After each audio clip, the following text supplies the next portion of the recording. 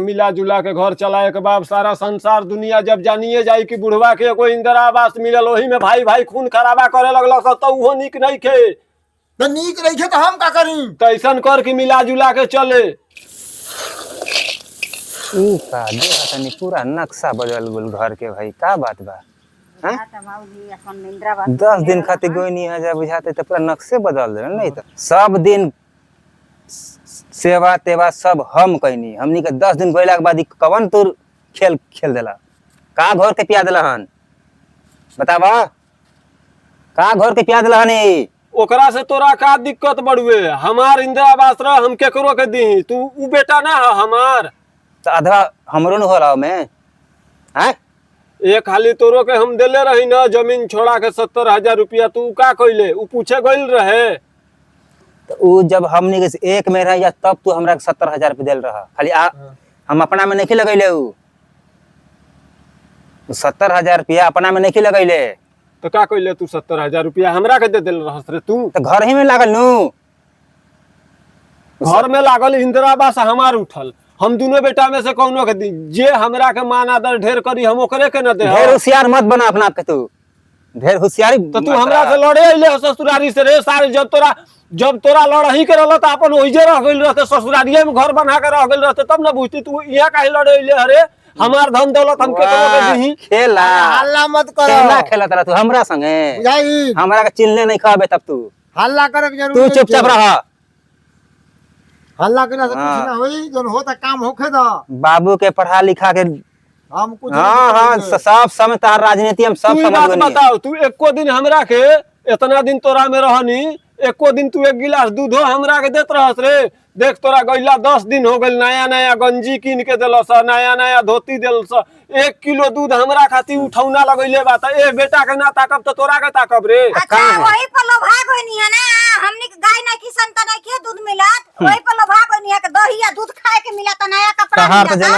है चश्मा बांधो है चश्मा उतार के देखा कि तू का कर रहल बड़ा हम का कर रहल बानी हम अपने नजर में ठीक कर रहल बानी ठीक कर रहल बड़ा नु हां ना चली ऐसे है जनबा है का है सब ना चली तू सब लड़े अइले है यारे काम बंद करावा काम बंद हल्ला गुल्ला कइला से कुछ ना होई काम होता होखे दो एक त लेट अइला से लेबर आ ऊपर से तू आके नौटंकी चालू कर देला तू ये कर अइले है पकड़ते रही ढेर अरे लड़ाई झगड़ा मत कर तो लड़ाई झगड़ा ना होए के चाहिए पहले बोलता नहीं हमार मन हम केकरो के दी तोरा का दिक्कत बड़ुए सब तू करावत रह हम सब एक कराओ आँख से तू मत देखा समझ ला इंदिरा आवास सरकार के फंड मिलल बा हमरो हिस्सा बा ओकरा में आधा हमरा चाहिए 2 लाख मिलल बा 1 लाख हमरा चाहिए ना इनकरा पक्ष में तू बाड़ा तो जौन 5 कट्ठा या 10 कट्ठा जौन जमीन बा हमार होके चाहिए वो कौना हिसाब से तोर काहे न होके चाहिए कौना हिसाब से काहे न तोर होके चाहिए खाली तू ही हमरा के देखभाल करेला 10 कट्ठा जमीन के दाम बा 10 लाख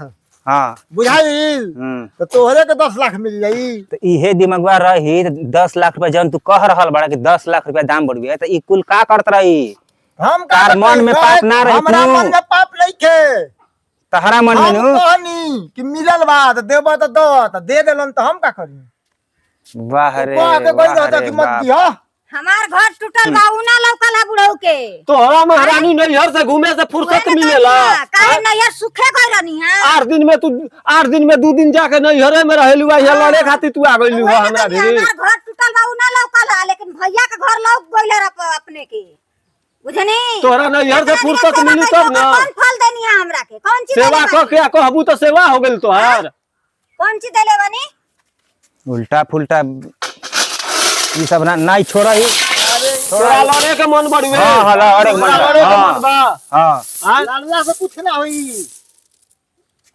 बुझाई आवास हमरा नाम पे आइल बा पैसा हमरा के मिलल हमार जे मन ऊ करी तू के हवस बोले वाला अच्छा ओ करे बाप खाली तू हम एकरो है तोरो है त का दिक्कत बड़ुए तोरा के इतना पैसा देनी त एको हाली हिसाब लेवे गइल रहे हमरे में खर्चा भइल सब पैसा हो घर में लागल बड़ी पैसा हो चल पहले देख कितना काम होखल बा ओकरा बाद तू कुछ बोली है चल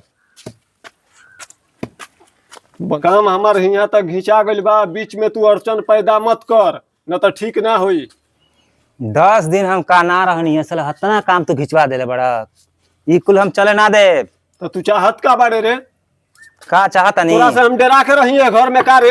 तू हमार मालिक हस कि हम तोर मालिक है?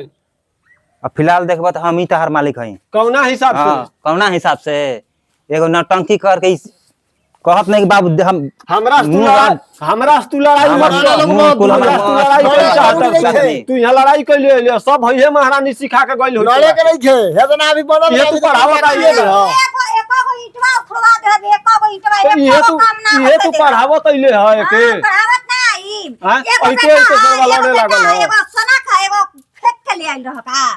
कहां से ले आइल? एकरो के देले रही 70,000 रुपया उठा के। तो उनके आगे रोक लगा देलो सब। कौन हिसाब देबे तू रे? 70,000 हिसाब हमू देब तथी में खर्चा भइल बा। आज हिसाब देवे वाली हो गई। दे हाँ। 5 साल से कोनो हिसाब झाड़ी हम ना मांगत रही तो ओकर कोई माई बाप ना रहे, कोई वैल्यू ना रहे। आज तो हमार मालिक बन के आइल बड़े। हां 70,000 कहत रहनु। हाँ। 70,000 रुपया इनका तो कितना चला 2 लाख।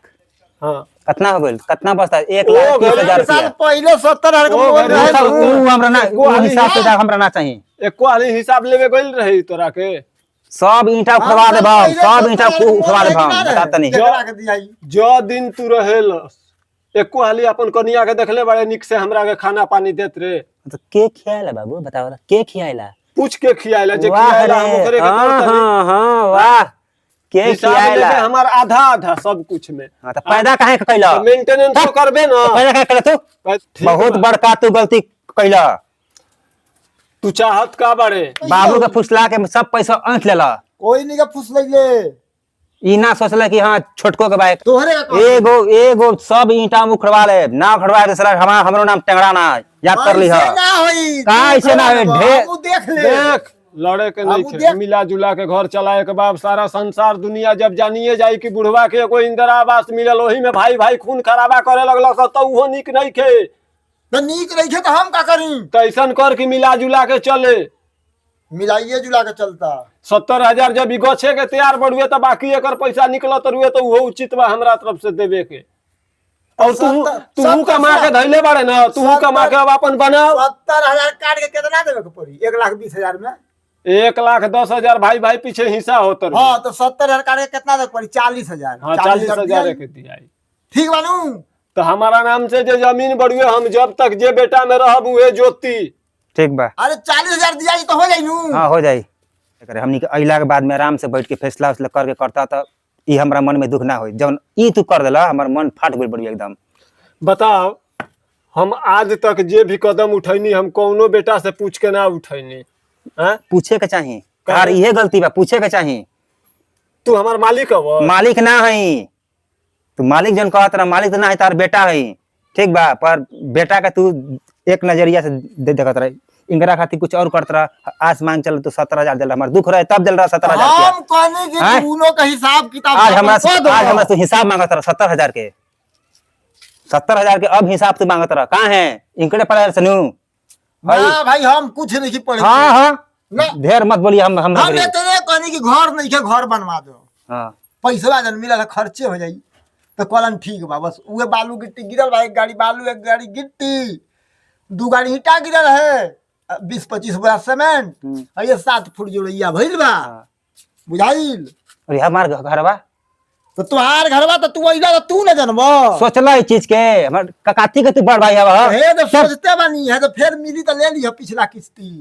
अब अपने में लड़बस कि पहले निर्णय सुनबस हमार। बोला, बोला। नहीं तो हम का करी? बोला बोला बोला बोला।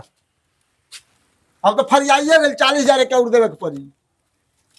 तो 40,000 दे दियो पिछला किस्ती उठा के। काम खत्म बा। ये में कौनो निर्णय नहीं है। का कहत रे?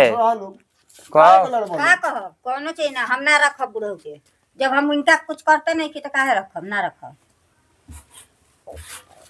ठीक है बा जे बेटा हमरा के रखी हमार जमीन उहे ज्योति खाई। हाँ फिर वो घरी जब तक ले ना हम मरे से पहले हम लिख के जाइबो के ना। कैसे लिख दे? हम मरे से पहले लिख के जाइबो। खबरा करबू आई नरो आवाज खातिर लड़ा त 40,000 देबा नु। हां 40,000 मिली नु। 40,000 दे। ठीक बा। हम 40,000 भी हमरा चाहिए और तहरा के अपना भी ना रखब जा। कोई दिक्कत नहीं है। ठीक बा। ठीक बा। हाँ अपने भी रखिएंगे। हां ठीक बा। हाँ चल रे काम स्टार्ट कर। ठीक बा, चल जा लो। चलो। अगर हमारा वीडियो पसंद आए तो हमारे चैनल को लाइक शेयर एंड सब्सक्राइब करना ना भूलें। धन्यवाद।